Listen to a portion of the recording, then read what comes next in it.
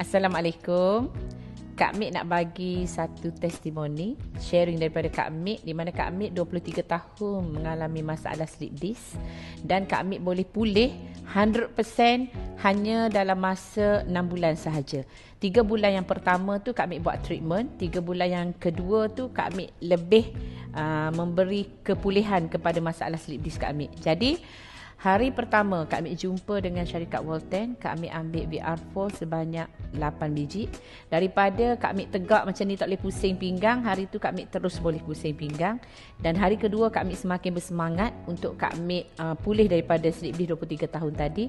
Seterusnya di mana Kak Mik ambil lagi VR4, Kak Mik naikkan kepada 10 biji dan seterusnya kepada 15 biji. Dan sangat miracle dalam 3 bulan pertama, di mana 2 minggu terakhir tu Kak Mik dah rasa pemulihan yang 100% lah.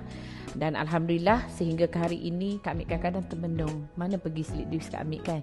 Sebab seperti mana yang kita tahu, bila ada masalah slip disc, dia akan datang lagi rangkaian sahabat-sahabat karib kepada penyakit yang Kak Mik hadapi.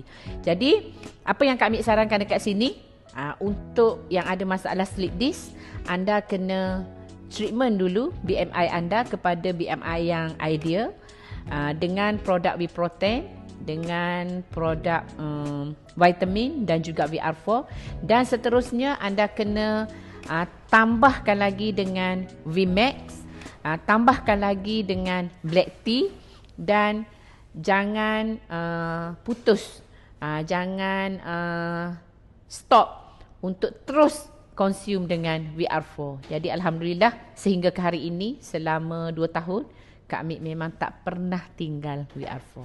Okey, itu saja sharing pada Kak Mik. Terima kasih.